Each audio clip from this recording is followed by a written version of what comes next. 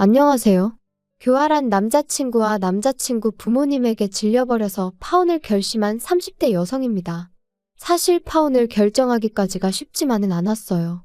머리로는 파혼을 해야 한다 생각하면서도 그래도 연인으로서 같이 보낸 2년의 세월을 생각하면 한 번 더 기회를 줘볼까 싶기도 했고, 한편으론 지금 헤어지면 어느 세월에 누구를 또 만나서 사랑을 하고 결혼을 꿈꿀 수 있을까 하는 두려움이 있었거든요.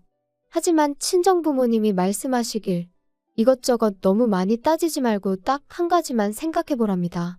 이 결혼을 하면 제 자신이 행복할 것 같은지 말이에요. 그리고 그 질문만 놓고 머릿속을 정리하니 대답은 아니다였습니다. 거짓말이라는 게 한 번으로 끝나기가 어려운 일이니까요.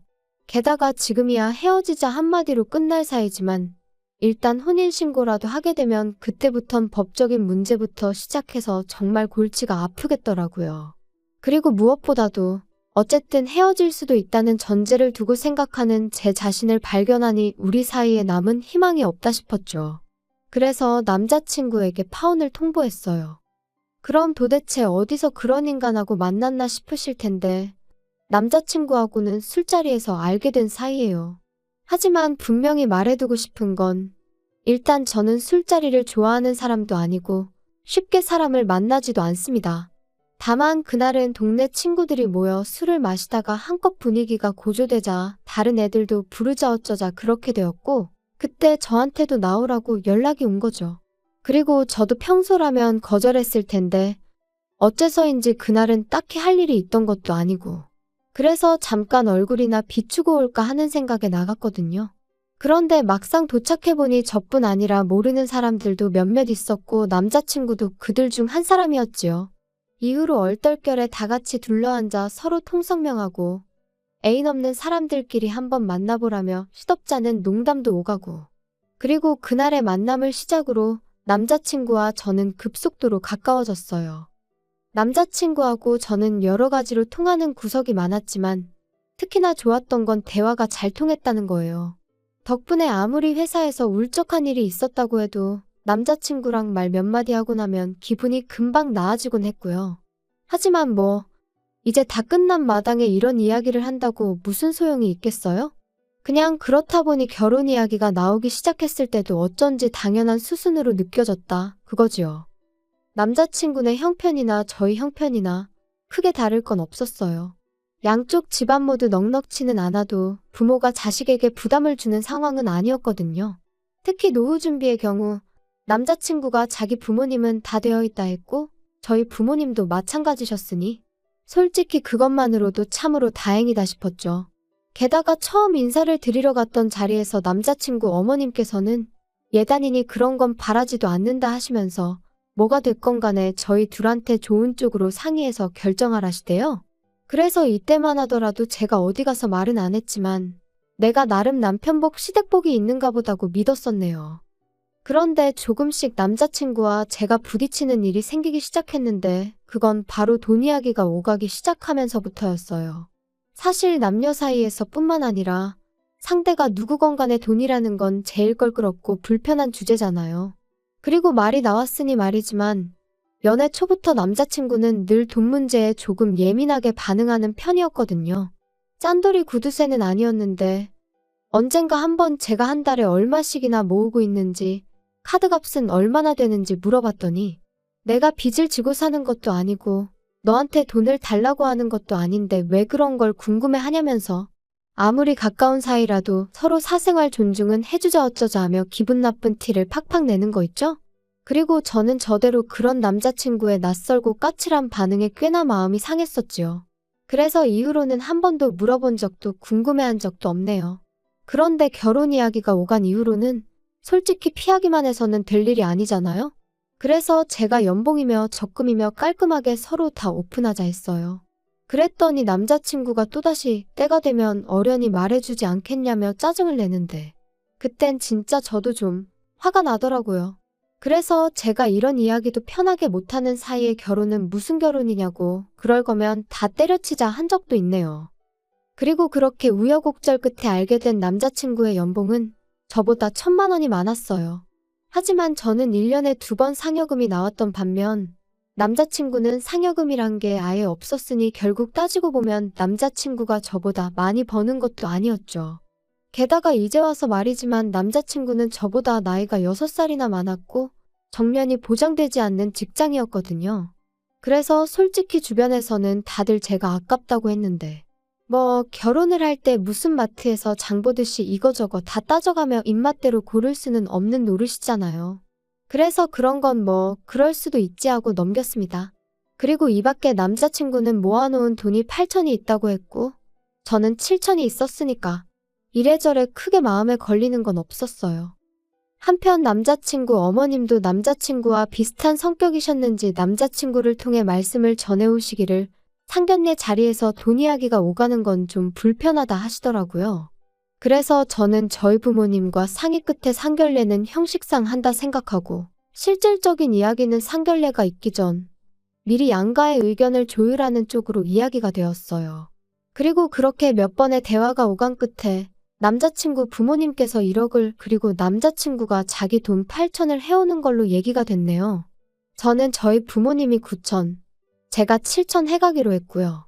그러니까 전부 다 따지면 남자친구가 저보다 2천 더 해오는 상황이었습니다. 다만 저는 제 명의로 된 국산 중형차가 있었거든요. 연식도 4년밖에 안 되었고요. 그래서 저는 제가 누구한테 말을 한 건 아니지만 이 정도면 반반 결혼이나 다름없다 생각했어요. 저희는 양가 부모님으로부터 받은 돈에 저희 돈 전부를 더해 결혼식부터 신혼집까지 모든 걸 해결하기로 했습니다. 하와이로 떠나기로 했던 신혼여행도 그 안에서 해결할 생각이었죠. 그런데 그렇게 대략적인 윤곽이 잡혔을 무렵부터 남자친구 어머님이 이따금씩 연락을 해오시기 시작하셨어요. 만나서 차나 한잔하자, 밥이나 한 끼 먹자 하시면서요. 그리고 그렇게 만나면 어머님께선 늘 내가 딸이 없어서 너같이 싹싹한 며느리를 보게 되어서 참으로 좋다. 내가 딸이 없어서 늘 그게 서운했는데 너랑은 모녀처럼 잘 지낼 수 있을 것 같다. 그리고 저도 처음엔 그런 어머님께 잘 보이고 싶었고 잘해드리고 싶은 마음이 컸었거든요. 그래서 어머님이 그런 말씀을 하실 때면 저도 더 살갑게 굴려고 노력했어요. 그런데 그날도 평소처럼 어머님이 불러내어 밥을 먹으러 가게 되었는데 어머님이 13만 원짜리 스테이크를 시키시며 오늘도 잘 먹겠다고 하시대요. 그리고 그때 불현듯 여지껏 제가 한 번도 어머님한테 하다못해 커피 한 잔도 얻어 마셔본 적이 없다는 걸 깨달았습니다. 돌이켜 생각해보니 늘 말씀으론 딸 같다 잘해주고 싶다 너가 참 마음에 든다 하시면서 정작 저한테 정말 1,000원 한 장 안 쓰셨더라고요. 물론 인간관계에서 돈이 전부는 아니지만 그래도 곳간에서 인심난다 그런 말도 있잖아요. 그렇게 제가 좋으셨으면 솔직히 하다못해 커피 한 잔은 사주셨지 않았을까 하는 생각이 머릿속을 스치니 그때부턴 어머님의 호출이 그렇게 반갑지 않았습니다. 아니, 오히려 부담스럽게만 느껴졌지요. 그리고 제가 그렇게 거리를 두니 어머님은 어머님대로 서운하셨던 모양이에요. 남자친구한테 당신은 저에게 잘해주고 싶고 친해지고 싶은데 제가 예전 같지 않다며 좀 화를 내시더랍니다. 그리고는 남자친구가 저더러 하는 말이 야, 우리 엄마한테 잘 좀 해드려. 엄마한테 잘 보여서 너가 손해볼 게 뭐가 있냐? 나중에 애 낳고 그러면 우리 엄마가 봐주실 거고 살림도 많이 도와주실 텐데 미리 점수 좀 따놓는다 생각하면 좋잖아. 갑자기 그게 무슨 말이야? 애 낳으면 우리 엄마한테 부탁드리기로 다 얘기된 거 아니야? 그리고 나 어머님한테 살림 부탁드릴 생각은 없는데. 사람 일이라는 게 마음먹은 대로만 되는 것도 아니고. 아무튼 난 네가 우리 엄마랑 잘 지냈으면 좋겠어. 그리고 그런 남자친구의 속내를 알아차리기까지는 오랜 시간이 걸리지 않았습니다. 지난달 기다리면 집값이 좀 떨어지려나 하고 눈독만 들이고 있던 신축 아파트가 오히려 인기가 좋아서 가격이 오를 것 같다는 얘기가 들려오기 시작했거든요. 그래서 마음이 급해진 제가 결국 일단 100만 원이란 계약금을 걸었어요. 입주는 식을 올리고 난 뒤에 하기로 했고요. 참고로 당시 남자친구가 오피스텔에 2년 월세로 살고 있었는데 일찍 나간다고 그 월세를 안 내도 되는 것도 아니었던 데다가 오히려 남자친구한테는 계약한 새 아파트보다 원래 살고 있던 오피스텔이 직장에서 더 가까웠으니 이래저래 굳이 일찍 방을 뺄 이유가 없었습니다. 그리고 저도 결혼식을 올리고 그 후에 남자친구랑 신혼살림을 꾸리고 싶었지 먼저 같이 살다가 식을 올리고 싶지는 않았네요. 아무튼 이렇게 이야기가 되고 얼마 지나지 않았을 무렵 또다시 어머님한테 연락이 왔어요. 할 이야기가 있으시다면서 퇴근하는 대로 집으로 오라고요. 남자친구에게 전화를 했지만 연결은 되지 않았습니다. 2번, 3번을 걸어도 마찬가지였죠. 오라고 하시니 가긴 해야 할 것 같은데 남자친구가 전화를 안 받으니 왜 부르시는지 전혀 감도 안 오고 답답하대요. 하지만 뭐 그래 별일이야 있겠냐 싶어서 어머님 말씀대로 퇴근하자마자 어머님 댁으로 향했습니다. 그리고 이때만 하더라도 저랑 남자친구가 연락이 닿질 않았을 뿐이지 어머님이 당연히 남자친구도 부르셨을 줄 알았거든요. 그런데 도착한 본가에는 남자친구는 없고 어머님만 계셨어요. 그리고 뭔가 쎄한 느낌이 들더니 아니나 다를까 어머님이 생각지도 못한 말씀을 꺼내셨습니다. 여기 이 집이 이달 말에 계약이 끝나. 그래서 이사를 해야 되는데 앞만 찾아봐도 마음에 드는 집이 없다. 어쩌면 좋으니. 저도 부동산 다녀보니까 아파트 전세는 많이 없는 것 같더라고요. 그런데 이 동네도 그런 줄은 몰랐어요. 그래서 이참에 아예 이 동네를 벗어나려고 하는데 문제는 니들 신혼집 구하라고 돈을 해줬더니 우리가 예산이 줄어서 이사 갈 집 알아보는 게 쉽지가 않구나. 내가 그래서 생각을 해봤는데 어쨌든 간에 이 집은 빼줘야 되니까 이 집 계약 끝나는 대로 그 너희가 계약했다는 집 있지? 그 집에서 좀 있어야겠어. 어차피 너희 뭐 시골리고 살림 차릴 거라며. 그래서 일단은 그때까지 있으려고 하니까 그런 줄 알아. 괜찮지? 네, 어머님, 그건 좀 곤란할 것 같은데요? 아무리 그래도 신혼집인데. 저희보다 먼저 들어가서 사시는 건 제가 좀... 아니, 우리가 뭐 평생 살겠다는 것도 아니고 일단 지내면서 계속 마땅한 집이 있나 알아보려고 그런다니까? 너 뭐 기분 나쁘다 이거니? 기분이 나빠도 어쩌겠니? 우리가 사준 집인데 우리가 그 정도도 못하니? 사주신 집은 아니죠. 저희 친정부모님 돈도 제 돈도 절반은 들어갔는데요? 야, 너 말을 참 웃기게 한다.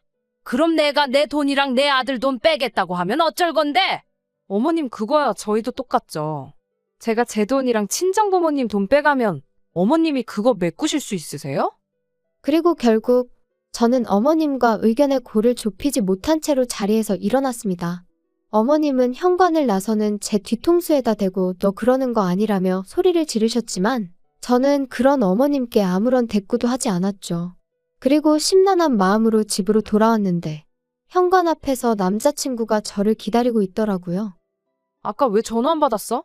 나 오늘 어머님 호출 받고 지금 갔다 오는 길인데. 혹시 어머님이 나 부르실 거 알고 있었어? 뭐. 알고 있기는 했지. 근데 그게 오늘인지는 몰랐어. 알고 있었다고? 그럼 어머님이 무슨 이야기를 하실지도 알고 있었어? 빨리 솔직히 말해. 알고는 있었지. 근데 난 솔직히 네가 싫다고 할 줄 몰랐어. 우리 부모님이 먼저 들어가서 사시는 게 그렇게 싫을 일이야? 그럼 내 입장에서 좋겠어? 그리고 난 말이 나왔으니 말이지만 어머님이 오빠 없이 나만 불러서 그런 말씀을 하신 것도 황당하고 오빠가 알면서 말을 안 하고 가만히 있었다는 게 정말 기분 나빠. 뭘 또 그렇게 기분이 나빠.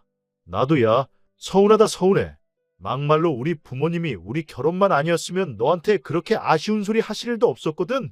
아니, 진짜 황당하네?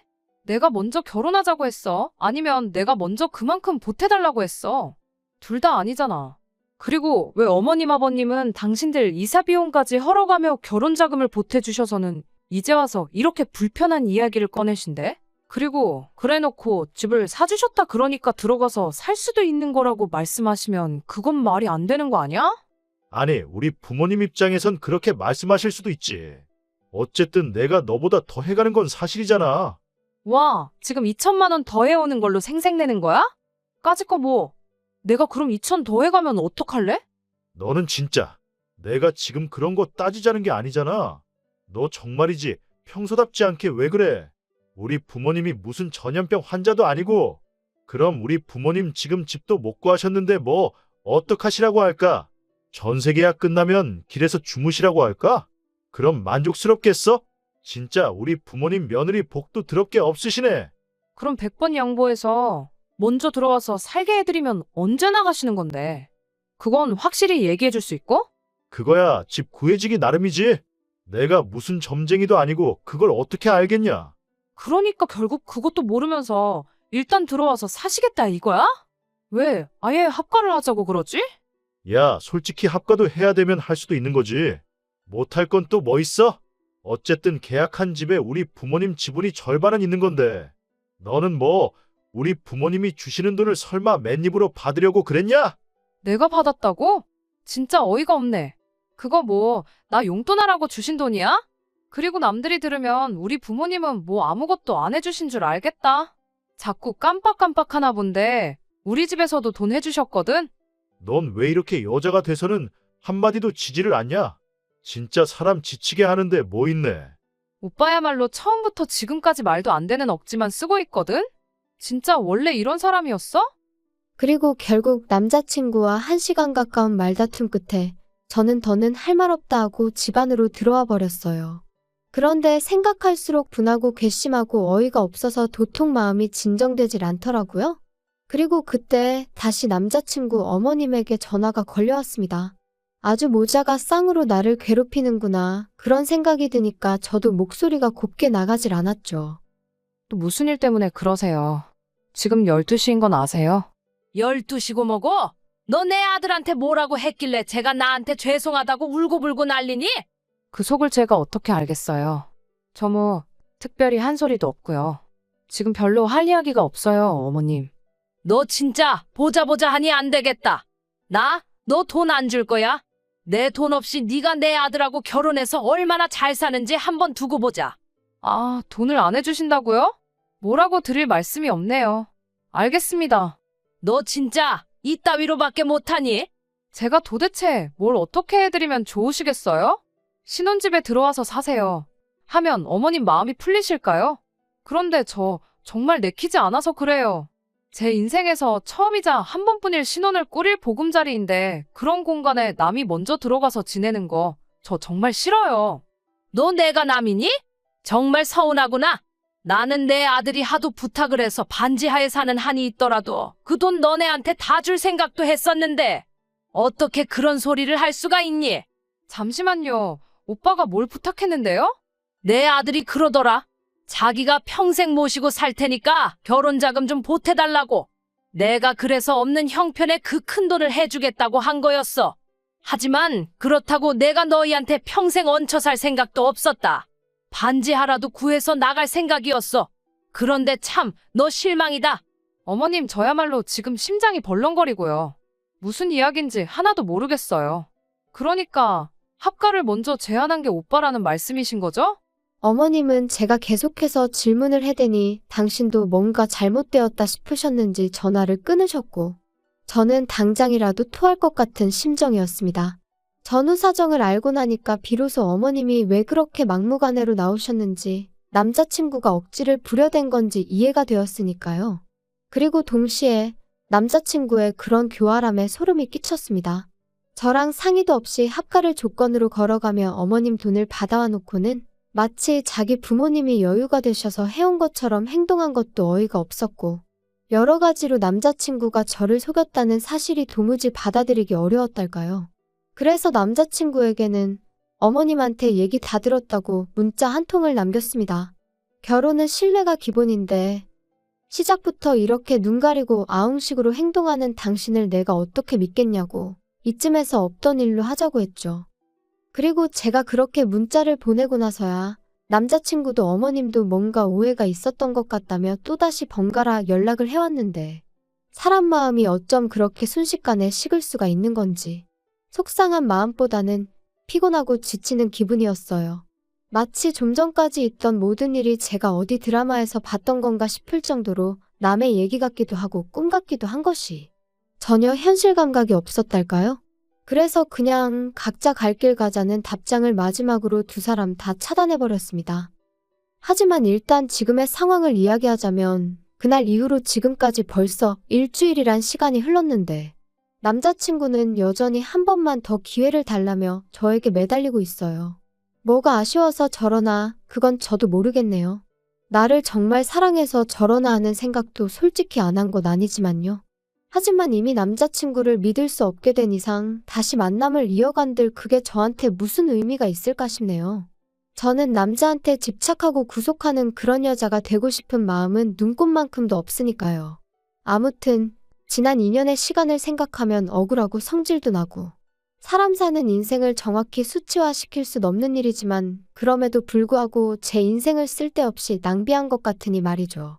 하지만 한편으론 그래도 인생의 교훈을 얻었다 생각하려고 노력하는 중이에요. 거짓말에도 좋은 거짓말, 나쁜 거짓말이 있다지만 그건 하는 사람이 아닌 듣는 사람이 판단할 문제 아닐까요? 그러니 사람들이 섣불리 자기 합리화를 하며 거짓말을 하는 일은 없었으면 좋겠어요. 저도 남에게 절대 그러지 않을 거고요. 후련한 사이다는 아니지만 그래도 제 나름대로 할 말은 다 하고 헤어져서 솔직히 후련한 부분도 있기는 합니다.